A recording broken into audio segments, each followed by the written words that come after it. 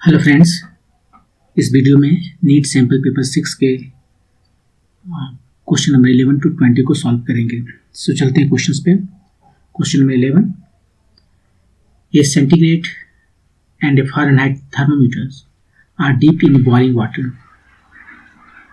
The water temperature is lowered until the Fahrenheit thermometer registers 140 degrees Celsius. What is the fall in temperature as registered by the centigrade thermometer? तो यहाँ पर जो relation है वो centigrade और Fahrenheit के बीच में उसका जरूरत होगा। पहले जो बॉइलिंग वाटर है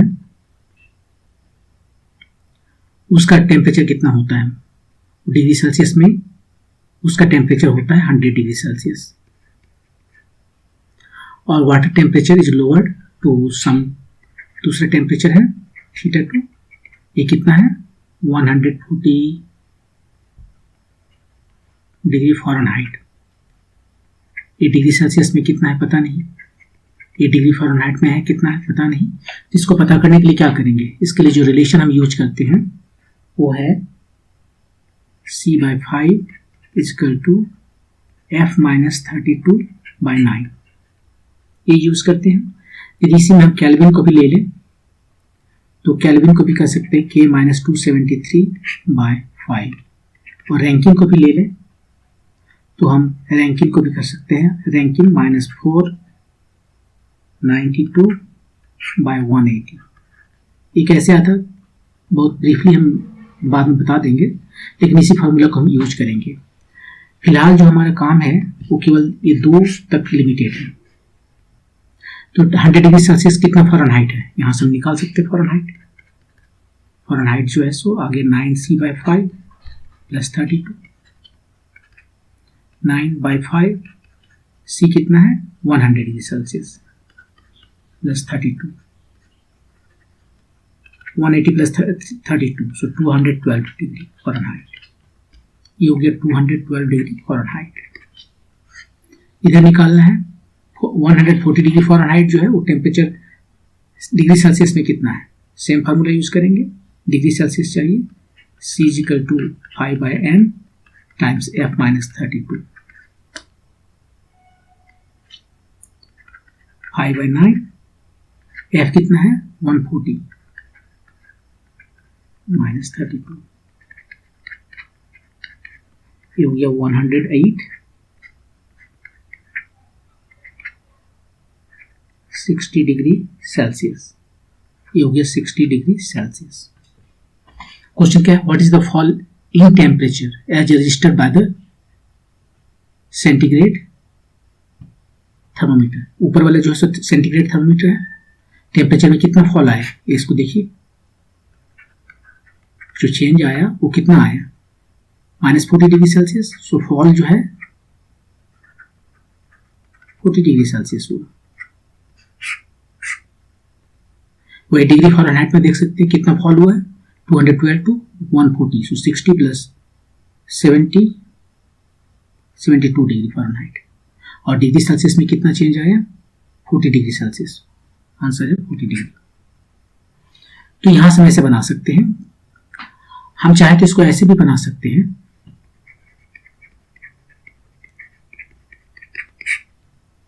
जो रिलेशन है C और F के बीच में, फ़ारेनहाइट और डिग्री सेल्सियस के बीच में, वो ये है। C में कितना चेंज आएगा, ये आएगा ΔF। F में 32 में कितना चेंज हुआ, कुछ नहीं, /9, इसको -0 कर सकते हैं। तो यदि एक में हमें चेंज पता है तो दूसरा में चेंज पता चल जाएगा। डिग्री सेल्सियस में पता करना है तो हमें डिग्री फ़ारेनहाइट में चेंज पता होना चाहिए। अब इस क्वेश्चन में डिग्री फ़ारेनहाइट में चेंज में क्या पता है, यदि हमें यहां से पता है, मान लीजिए ये हमें याद रखना चाहिए कि डिग्री फ़ारेनहाइट में 100 डिग्री सेल्सियस जो है वो होता है 212 डिग्री फ़ारेनहाइट। तो ये जो चेंज है 212 से आया 140 तक फ़ारेनहाइट में, ये यदि हमें पता है तो हमें पता हो जाएगा कि डिग्री सेल्सियस में कितना फॉल आया। ये हो गया 60, 72, 40 डिग्री सेल्सियस, ये आया फॉल डिग्री सेल्सियस। ओके, अब हम बहुत ब्रीफली बता देते हैं फॉर्मूला कैसे आता है। तो क्या करते हैं, हम इसके लिए दो रेफरेंस टेम्परेचर लेते हैं। रेफरेंस टेम्परेचर लेने के लिए सबसे आसान है, हमारे लिए वाटर लेते हैं, उसका फ्रीजिंग टेम्परेचर वाटर का उसको कहते हैं 0 डिग्री सेल्सियस, और दूसरा है बॉइलिंग टेम्परेचर वाटर का, उसको कहते हैं 100 डिग्री सेल्सियस। ये डिग्री सेल्सियस में कहते हैं, अदर जो यूनिट है उसमें कुछ और कहेंगे। तो यहां पर हम जो बनाते हैं फिगर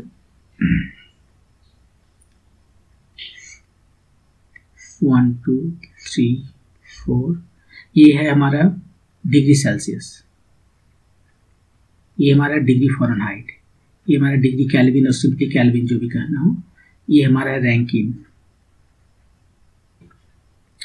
और ये हमारा है इधर ये फ्रीजिंग टेम्परेचर है वाटर का।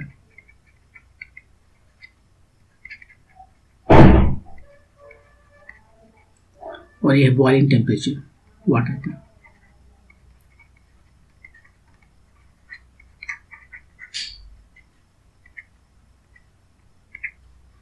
ये डिग्री सेल्सियस में 0 है, ये 100 है जो यहाँ लिखा मैंने।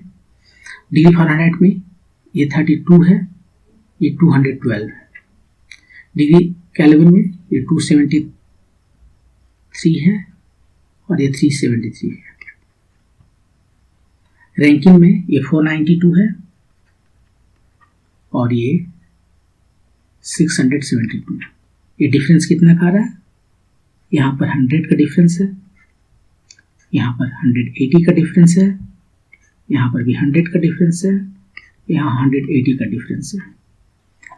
अब यदि हम कोई एक टेम्परेचर ले लें, कोई जिसको यहाँ पर हम C कहते हैं सेल्सियस में, फ़ारेनहाइट में F कहते हैं उसी को, और केल्विन में K कहते हैं, और रैंकिन में RA कहते हैं। तो ये C कितना होगा, कि हम लिखते हैं C -0 बाई A 100 -0। ये बॉइलिंग माइनस फ्रीजिंग। फ़ारेनहाइट में F -32, F यहाँ 0 यहाँ पर इसका है, F -32, और इसको हमने डिवाइड कर दिया 180 से, यहाँ 180 है तो 180 से डिवाइड कर दिया। केल्विन में केल्विन माइनस ए कितना है 273, और इसको हमने डिवाइड कर दिया 100 से, और ये रैंकिन है -492, इसको भी डिवाइड कर दिया 180 से। और तब यहाँ से हमें जो फार्मूला आएगा C/5, जब सिंप्लीफाई करते हैं 20 से ये सब कट जाता है डिनोमिनेटर, F -32/9, K -273/5, 492/9, ये फार्मूला जो हमने यूज किया। ओके, मूव करते हैं नेक्स्ट क्वेश्चन पे। The radius of a circle 3 metre, period of revolution 4 second, initial position यहाँ पे पॉइंट है t = 0 पे, सेंस ऑफ रेवोल्यूशन क्लॉकवाइज यहाँ दिखा रहा है, are indicated in the below figure. y projection in metre of the radius vector of rotating particle p is. ये y projection मान लीजिए यहाँ पर आ गया टाइम t = t पर, ये है पॉइंट टाइम t = 0 पर, ये एंगल हो गया थीटा। तो यहाँ पर इसका जो y है, इसको या इसको जो भी बोले y है, वो कितना होगा, तो थीटा कितना होगा, थीटा = ω/t। स्टार्ट किया t 0 से, ठीक है, थीटा बढ़ रहा है, t बढ़ रहा है, थीटा बढ़ रहा है, ये सही है। अब ओमेगा क्या है 2π/t टाइम t, 2π, t का वैल्यू दिया है 4 सेकेंड, तो आ गया πt/2, ठीक है।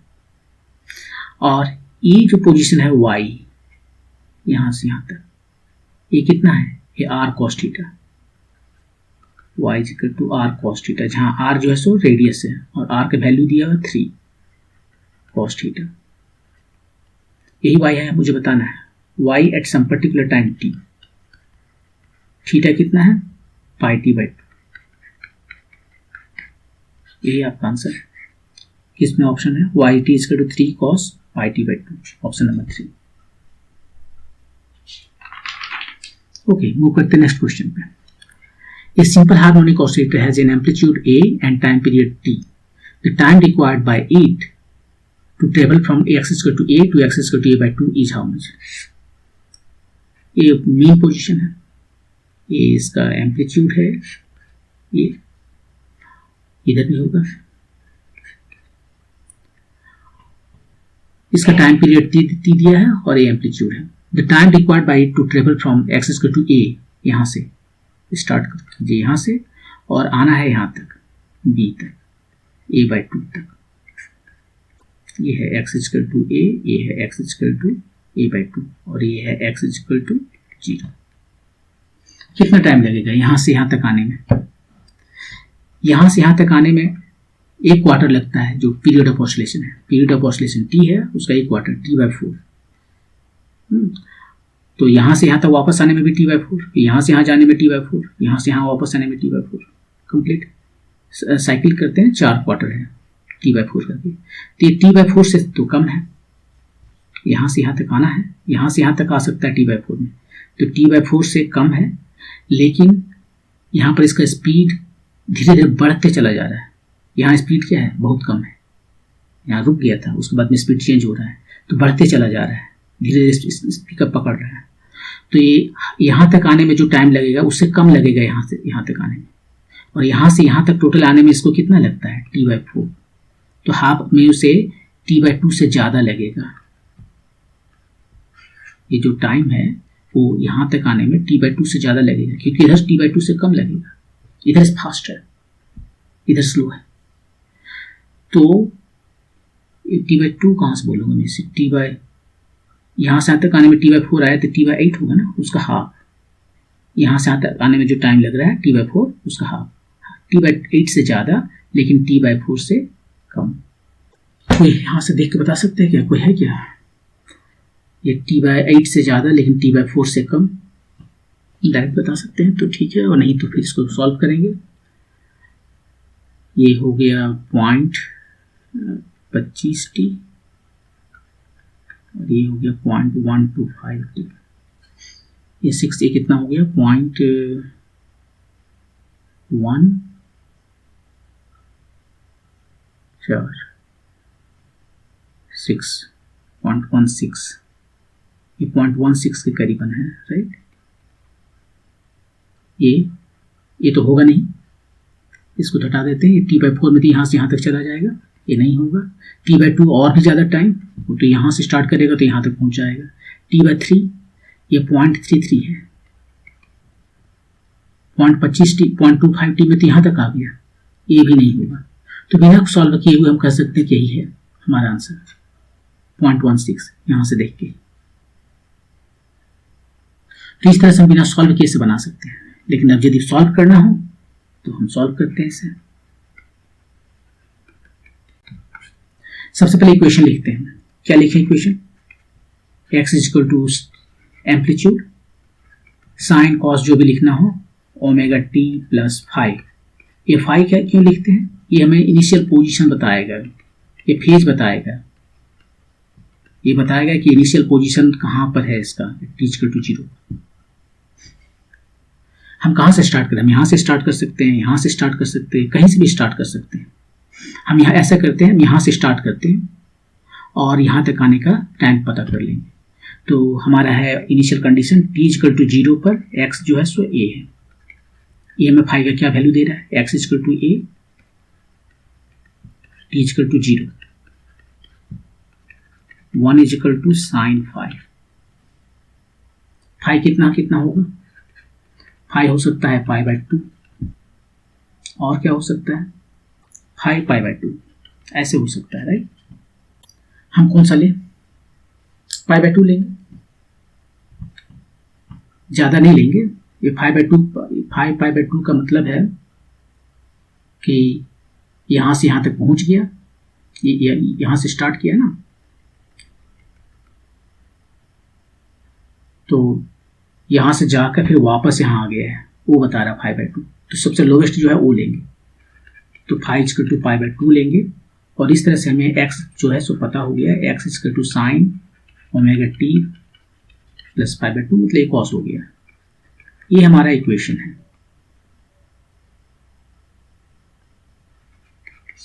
अब इसी को यूज करके हम पता करते हैं। तो t 0 पर हम यहाँ पर हैं, a पर, t 0 पर ये पोजीशन है, और b पर आने के लिए एट t से t0 हम b पोजीशन पर हैं, मतलब x जो है सो a/2 है। यही इक्वेशन लेते हैं, x का मतलब a/2 a cos omega t0 हमें पता करना है, ये यहाँ से पता चल जाएगा। ये चला गया, ये half is equal to cos omega मतलब 2π/t और t0।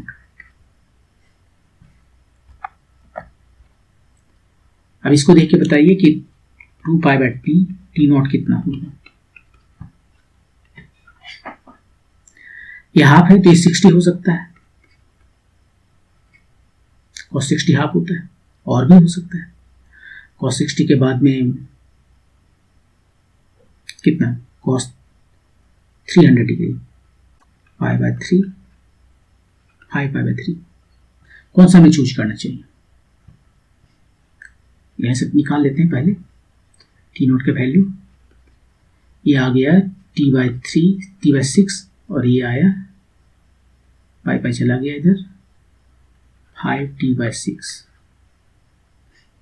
तो t ये छोटा ले लेना चाहिए, क्योंकि 5t/6 का मतलब है यहां से इसने चलना शुरू किया, यहां से चलना शुरू किया, पहले यहां आया फिर इधर से गया वापस लौट के आएगा, तो ये दूसरा है, दूसरा जो टाइम दिया वो यहां पर है, तो हम पहला वाला टाइम देते हैं, ये वाला चूज करेंगे।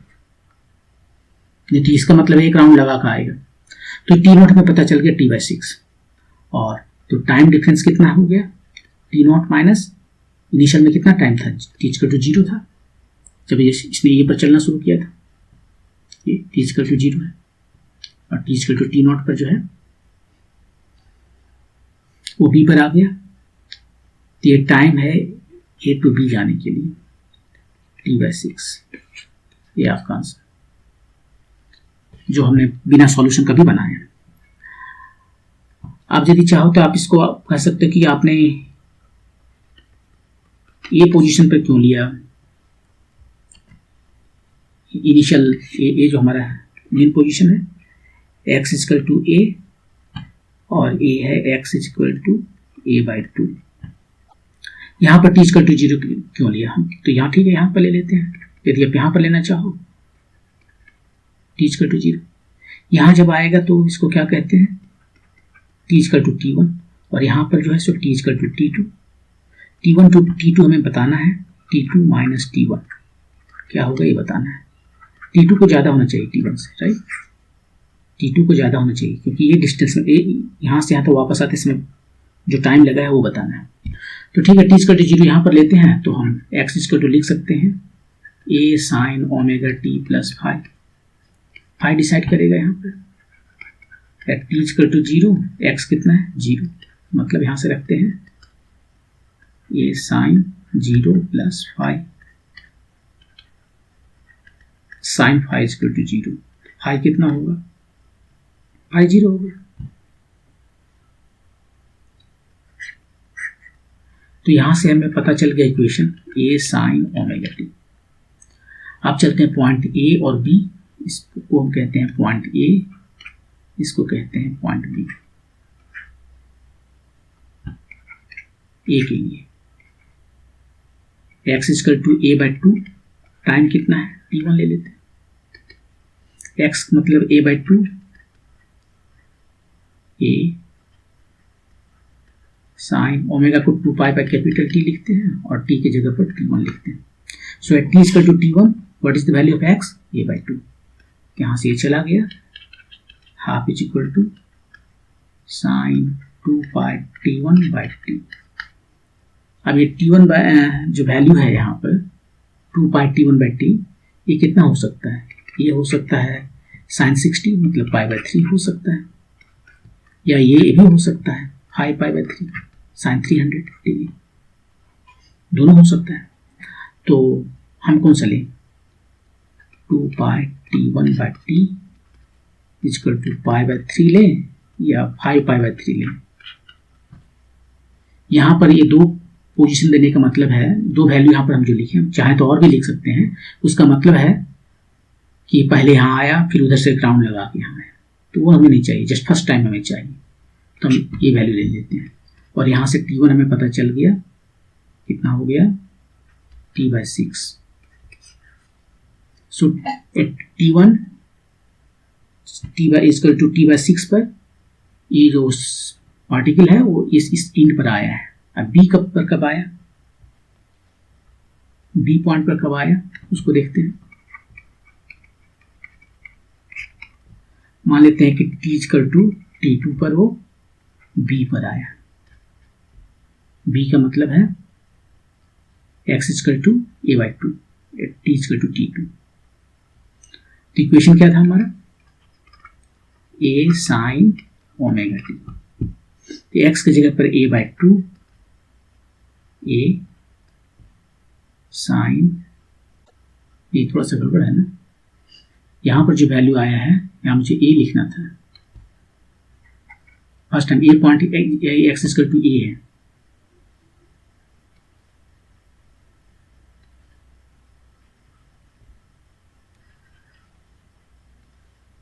ये 1 हो गया, ये 1 हो गया। इसका मतलब है ये वैल्यू जो है सो π/2 होगा।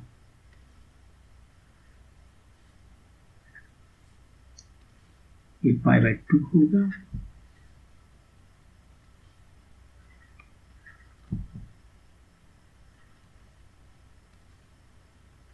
π/2 होगा, ये हुआ। अब यहां पर जो है सो जो पहले निकाले थे वो आ जाएगा sin ω/t। ये चला गया half equal to sin 2πt/2। ये टाइम हमारा जो है सो T2 है, राइट, T2। ये हो सकता है कितना, ये हो सकता है π/6, ये हो सकता है 5π/6 नहीं, sin 60, तो 5/6 30 डिग्री, 150 डिग्री, 150 डिग्री को लिख सकते हैं 5π/6, 150 डिग्री साइन। ये दो वैल्यू हो सकता है। तो सबसे छोटा वैल्यू का क्या मतलब है, सबसे छोटा वैल्यू का मतलब यहाँ से चलना शुरू किया, वो जाते समय का टाइम है, वो नहीं चाहिए, हमें आते समय का टाइम चाहिए। या देख लीजिए वो टाइम जो है सो T2 से बड़ा होना चाहिए, यहाँ पर निकाल लीजिए टाइम, उसके बाद में फिर डिस्कस करते हैं। ये 2πt2/t इक्वल टू पॉसिबल है या तो π/6 या 5π/6। तो यहाँ से मैं T2 निकला, कितना निकला, T2 निकला T/12 या यहाँ से 5t/12।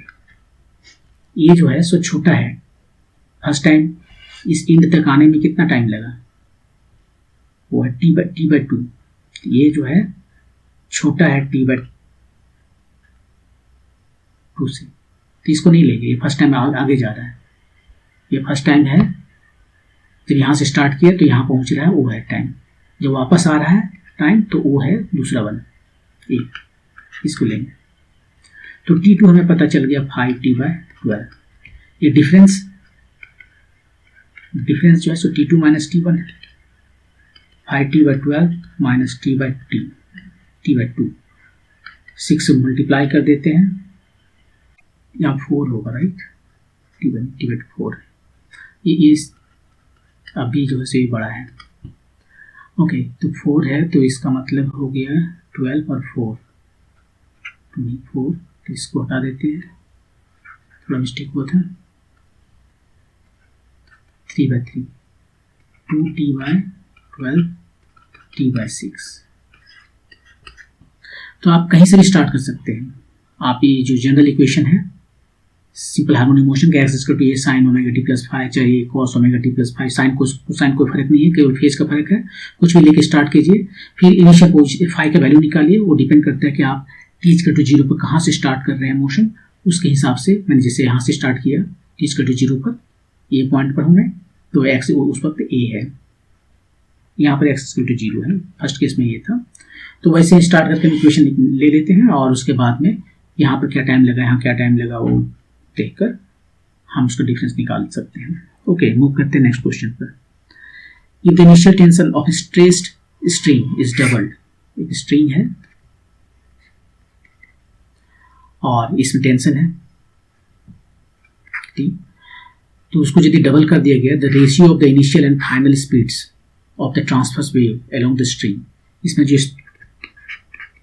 ट्रांसफर वेव चलता है उसका फॉर्मूला है velocity equal to square root over t by mu, mu mass पर यूनिट लेंथ, टी टेंशन है। तो क्वेश्चन कह रहा है कि यदि उसका हम डबल करते हैं तो रेशियो क्या होगा इस वेलोसिटी का of the speed of transverse wave along the string, initial to final, initial to final क्या होगा, यहां पर देख लीजिए भी जो है सो प्रोपोर्शनल है टी के, तो यहां पर लिखेंगे भी, तो एक बड़ा सा स्क्वायर दे देते हैं, initial tension final tension, initial tension T था, फाइनल टेंशन डबल कर दिया गया 1 बाई स्क्वायर रूट 2। तो ये जो रेशियो है इनिशियल और फाइनल वेलोसिटी का वो 1:√2 है, 1:√2, ऑप्शन नंबर 2। मूव करते हैं नेक्स्ट क्वेश्चन पे। N1, N2 and N3 are the fundamental frequencies of 3 segments into which a string is divided. ये रहा एक स्ट्रिंग, इसको 3 सेगमेंट में डिवाइड कर दिया गया है, कोई भी 3 सेगमेंट है, मान लेते हैं यहाँ है, एक सेगमेंट ये है, इसका लेंथ L1 कहते हैं, इसका लेंथ L2 कहते हैं और इसका लेंथ L3 कहते हैं। इसमें जो फंडामेंटल फ्रीक्वेंसी है वो N1 है, यहाँ पर जो है N2 है, यहाँ पर जो है N3 है। फंडामेंटल फ्रीक्वेंसी का मतलब ये हाफ वेवलेंथ, ये लेंथ जो है सो हाफ वेवलेंथ हो जाएगा। यहाँ पर जो फ्रीक्वेंसी है N1 वो कितना होगा, V/2L1। यहाँ पर जो इसका फ्रीक्वेंसी है फंडामेंटल फ्रीक्वेंसी वो होगा velocity by length, length L2 है। इस फॉर्मूला को डायरेक्ट यहाँ से भी बना सकते हैं आप, देखिए ये कितना है, नोड टू नोड λ/2, ये है L1। अब लैम्डा को हम वेलोसिटी कैसे लिखें, फ्रीक्वेंसी निकालना है ना, तो फ्रीक्वेंसी है वेलोसिटी बाय लैम्डा, और वेलोसिटी कितना है, वेलोसिटी तो v है और लैम्डा यहां से निकालते हैं 2L1, देखिए ये फंडामेंटल फ्रीक्वेंसी है। वैसे यहां पर जो है फंडामेंटल फ्रीक्वेंसी निकालें N3 तो हो जाएगा velocity bye 2L3। Original fundamental frequency N of the string is given by, अब ये जो 3 सेगमेंट किया हुआ है इसके जगह पर एक ही सेगमेंट होता तो जो फ्रीक्वेंसी फंडामेंटल आता उसका वैल्यू कितना होता, N उसने बोला है N होता, N कितना लिखते हैं V/2, ये टोटल लेंथ कितना है L1 + L2 + L3, ये लेंथ यहाँ से यहाँ तक L1 + L2 + L3 है, लेंथ लिखते हैं L1 + L2 + L3। अब रिलेशन बताना है N, N1, N2, N3 के बीच में।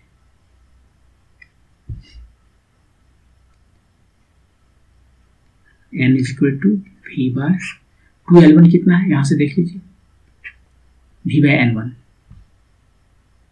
या इसको थोड़ा सा सिंप्लीफाई कर लेते हैं,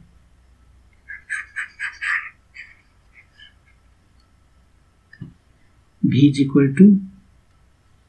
क्रॉस मल्टीप्लीकेशन करते हैं 2N L1 + L2 + L3, V तो V है, 2N L1 यहां से निकालते हैं, 2L1 = V/N1,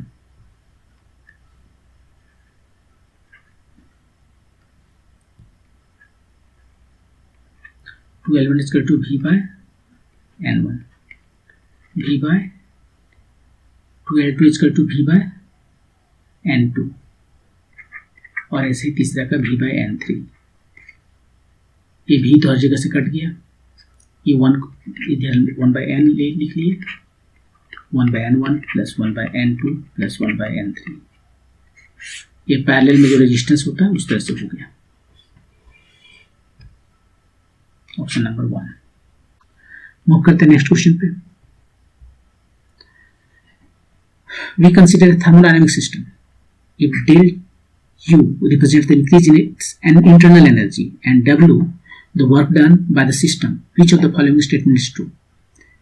दो केसेस में एडियाबैटिक प्रोसेस है और दो केसेस में आइसोथर्मल प्रोसेस है। एडियाबैटिक प्रोसेस में क्या होता है?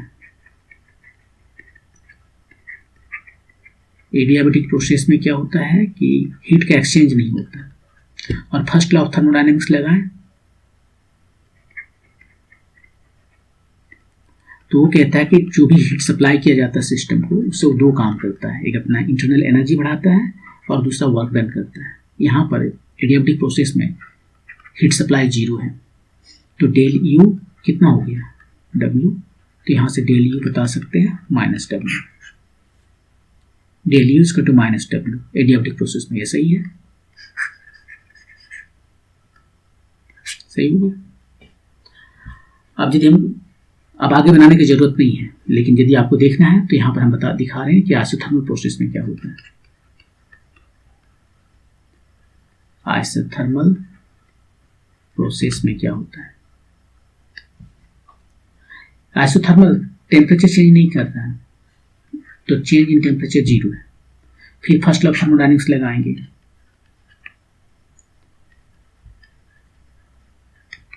जो हीट सप्लाई किया गया है वो दो काम करेगा, अपना इंटरनल एनर्जी बढ़ाएगा और वर्क डन करेगा। इंटरनल यहाँ पर जो भी बढ़ाया, यहाँ तो डेल क्यू सम वैल्यू है। एडियाबैटिक प्रोसेस में डेल क्यू 0 होता है, हीट का एक्सचेंज नहीं होता है। यहाँ पर हीट का तो एक्सचेंज हो रहा है, तो कुछ हीट दिया गया, ये 0 है, डेल टी 0 है, इसका मतलब डेल यू 0 है। क्यों? यू क्या होता है? NCV/T। तो डेल यू क्या होता है? NCV/T। ये 0 है तो डेल यू भी 0 होगा, तो ये 0 हो गया। तो जो भी हीट सप्लाई किया जा रहा है सिस्टम को, वो पूरा का पूरा वर्क डन करेगा। तो ये केस तो यहाँ है नहीं आइसोथर्मल में, दो जगह आइसोथर्मल है। डेल क्यू का बात ही नहीं करता है, डेल यू तो 0 है इसमें, तो ये होगा नहीं। एनीवे, तो आंसर तो पहले आ चुका था। नेक्स्ट है 17। A thermodynamic cyclic system undergo cyclic process. A cyclic process है, ABCD। The work done by the system in the cycle is, work done कितना है? वर्क डन है कितना होता है एक साइक्लिक प्रोसेस में? इनक्लोज्ड एरिया ये होता है। यहाँ पर इनक्लोज्ड एरिया 2 है, एक ये है, एक ये, और ये जो है सो कौन सा क्लॉकवाइज है कि एंटी क्लॉकवाइज है? ये एंटी क्लॉकवाइज है। एंटी क्लॉकवाइज मतलब प्लस या minus? Minus. Usually anti clockwise plus होता है, लेकिन पीवी डायग्राम में यह माइनस होता है। और क्लॉकवाइज, ये क्लॉकवाइज मतलब ये पॉजिटिव है। तो दोनों का वैल्यू एग्जैक्टली सेम है, देख सकते हैं। देखिए AB और CB सेम है। हाइट इसका यहाँ से यहाँ तक P0 है, यहाँ से यहाँ तक भी P0 है, तो एक्जैक्टली सेम है। तो ये जो एरिया निकलेगा, एक प्लस एक माइनस, और दोनों का वैल्यूज एक्जैक्टली सेम, तो 0 हो जाएगा। जैसे आप निकालना चाहो तो निकाल सकते हो, हाफ इंटू ये वैल्यू P0 और ये है 2V0 माइनस P0, एक प्लस में और एक माइनस में 0।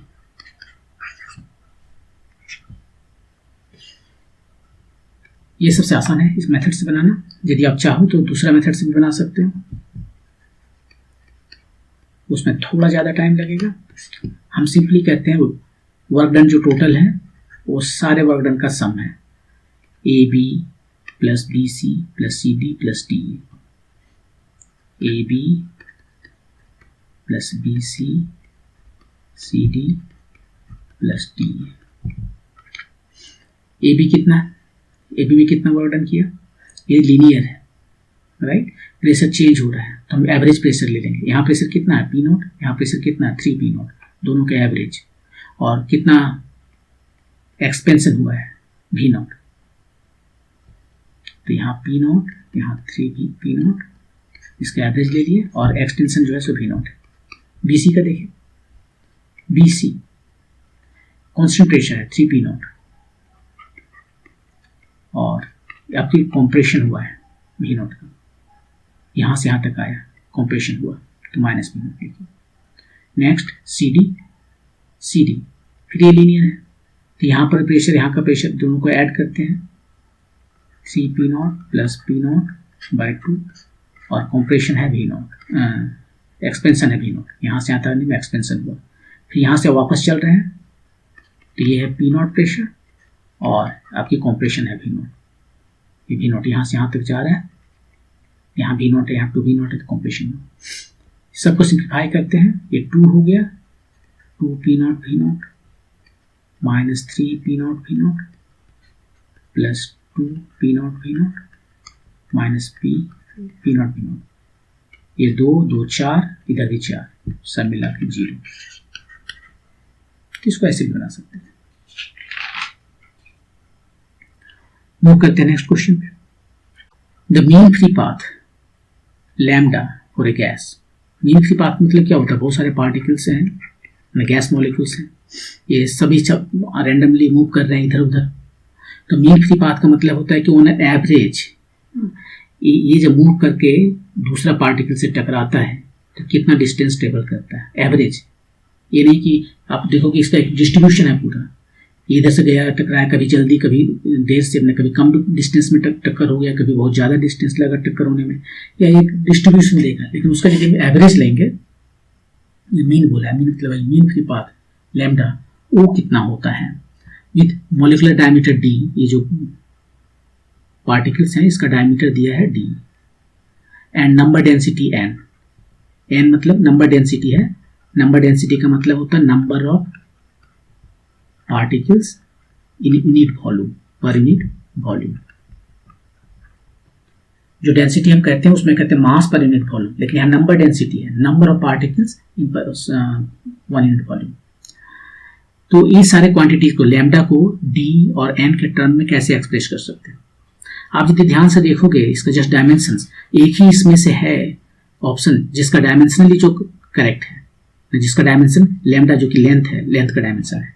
ये पहला का देखिए, इसका डायमेंशन क्या है, ये m जो है नंबर ऑफ पार्टिकल जिसका कोई डायमेंशन नहीं, divide by volume.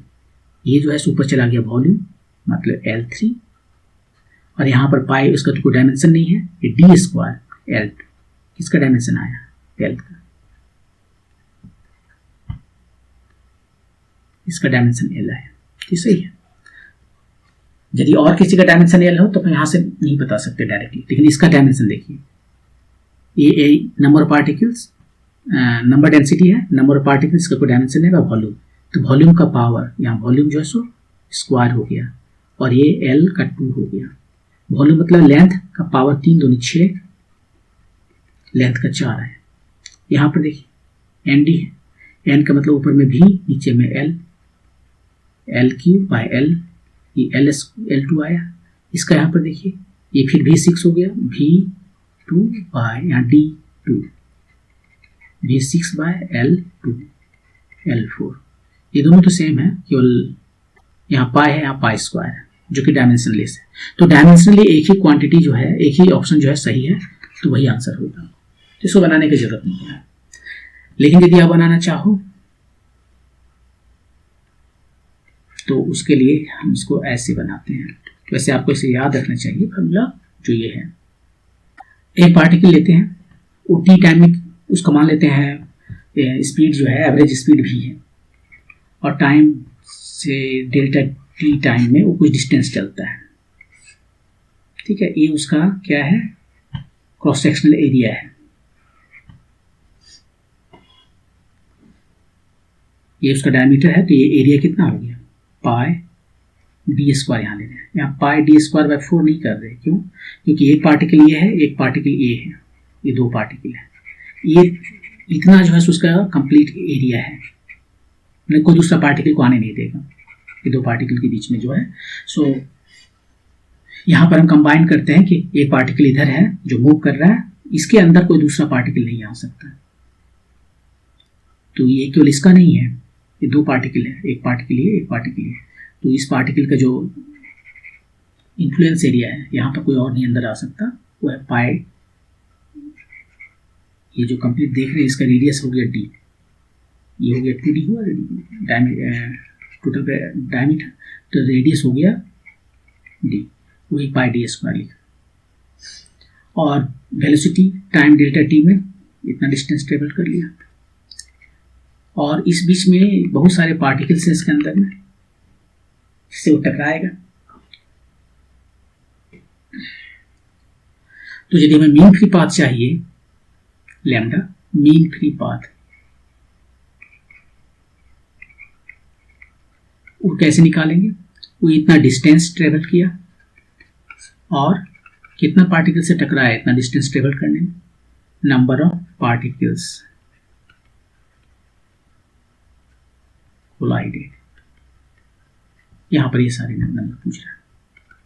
v delta T, ये वॉल्यूम कितना है, और हमें पता है कि n जो है सो नंबर डेंसिटी है। ये यदि इसका वॉल्यूम पता चल जाएगा तो उससे हम n को मल्टीप्लाई कर देंगे तो नंबर ऑफ पार्टिकल इस एरिया में पता चल जाएगा। तो इसका वॉल्यूम है क्रॉस सेक्शनल एरिया टाइम्स ये v डेल्टा टी,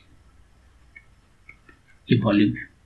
इसको n से मल्टीप्लाई किया, ये टोटल नंबर ऑफ पार्टिकल्स जिससे कोलाइड किया है वो पार्टिकल, वो पता चल जाएगा। तो ये v डेल्टा टी चला गया, ये आया 1 by pi n d square. लेकिन यहाँ पर थोड़ा प्रॉब्लम है। प्रॉब्लम ये है, यहाँ पर हमने एज्यूम किया कि ये पार्टिकल मूव कर रहा है और बाकी सारे जो अदर पार्टिकल से वो रुका हुआ है। ऐसा नहीं है, ये पार्टिकल यदि मूव कर रहा है तो ये सारे पार्टिकल भी मूव कर रहे हैं। तो यहाँ पर जो वेलोसिटी है, हमने जो वेलोसिटी लिया ये भी या यहाँ पर एक्चुअली जब हम इसका कोलिजन निकाल रहे थे कितने पार्टिकल्स हैं, ये जो v डेल्टा टी चलता है उसमें, तो यहाँ पर ये v रिलेटिव होना चाहिए, और v रिलेटिव कितना होगा, v1 माइनस v2, ये होगा, ये हो जाएगा v1 square plus v2 square plus v1 dot v2 2v1। लेकिन ये रैंडम है, डायरेक्शन इसका रैंडम है, इसका मतलब है डॉट प्रोडक्ट जो है सो 0 हो जाएगा, क्योंकि कोई डायरेक्शन को मिलेगा नहीं है, हर एक डायरेक्शन में ये जाएगा। इसका रैंडम हो गया, इसका मतलब है हमें मिल गया v1 square plus v2 square, और दोनों सेम है तो 2v1 स्क्वायर तो स्क्वायर रूट ओवर 2v। तो इंस्टेड ऑफ v हमें लेना चाहिए square root over 2v।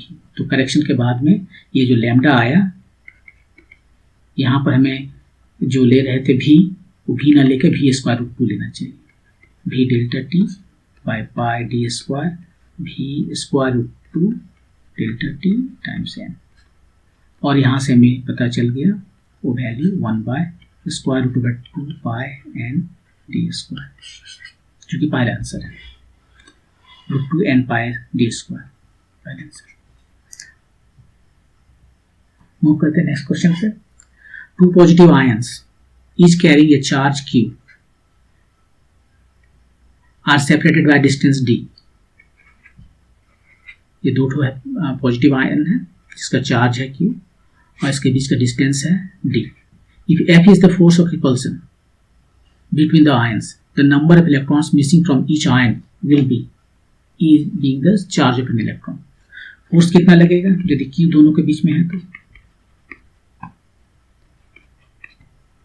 q square by D square, ये फोर्स लगेगा। ये चार्ज यहाँ पर आया कैसे, चार्ज कैसे आता है किसी भी पार्टिकल में, इलेक्ट्रॉन के मिस करने से पॉजिटिव चार्ज बनता है, यहाँ पॉजिटिव चार्ज है, पॉजिटिव आयंस हैं, ये डायरेक्टली लिख दिया कि आयंस हैं, मतलब कुछ इलेक्ट्रॉन गायब हो गए। मान लेते हैं n इलेक्ट्रॉन गायब हो गए तो उसका चार्ज कितना हुआ है, n ही, वही पॉजिटिव चार्ज है इस आयन पर। एक इलेक्ट्रॉन भागेगा तो 1e, 2 इलेक्ट्रॉन भागेगा तो 2e, मान लेते हैं n इलेक्ट्रॉन भाग गया तो ne square by D square. वही पूछ रहा है कि कितना इलेक्ट्रॉन भागा है, नंबर ऑफ इलेक्ट्रॉन्स मिसिंग, यहां से n निकाल लीजिए, कितना हो गया n, ये हो गया 4 pi epsilon not square t square f भी हो गया by a square, 4 pi epsilon not d square f d f square a square. लगता कि ऑप्शन नंबर 3 सही है, एफ डी स्क्वायर, यही ऑप्शन नंबर 3। तो इसको इस तरह से बनाना काफी आसान है। मूव करते हैं नेक्स्ट क्वेश्चन पे। 20 the variation of electrostatic potential with radial distance r from the center of positively charged metallic thin cell of radius r is given by, एक सेल है यहाँ पर, सेल कहने का मतलब बहुत थीन उसमें मेटल है, ठीक है। यदि इसमें जो भी चार्ज हम देंगे वो चार्ज कहाँ चला जाएगा, सरफेस पे। मेटल का एक प्रॉपर्टी है कि वो चार्ज मेटल के अंदर में नहीं रह सकता, उसके अंदर इलेक्ट्रिक फील्ड 0 होता है, तो सारा चार्ज जो सरफेस पे चला गया। इसके अंदर में इलेक्ट्रिक फील्ड वो 0 होता है। इलेक्ट्रिक फील्ड 0 है मतलब पोटेंशियल उसके अंदर में कांस्टेंट होता है, पोटेंशियल चेंज नहीं हो रहा है, इसलिए तो इलेक्ट्रिक फील्ड 0 है। क्योंकि इलेक्ट्रिक फील्ड क्या है, the rate of change of potential with respect with distance with minus sign. ये 0 है मतलब ये डी भी 0 है, भी चेंज नहीं हो रहा है, एक कांस्टेंट है। और वो कांस्टेंट कितना है, वो कांस्टेंट होता है जो भी पोटेंशियल इसका सरफेस पे होता है वही अंदर में भी हर जगह होता है। और ये कितना होता है 1/4 पाई एप्सिलॉन नॉट, यदि इस पर टोटल चार्ज क्यों है बाय इसका रेडियस। तो ये हुआ भी इनसाइड, भी आउटसाइड, ये तो इनसाइड हो गया। अब आउटसाइड यदि हम जाएंगे इसके इधर,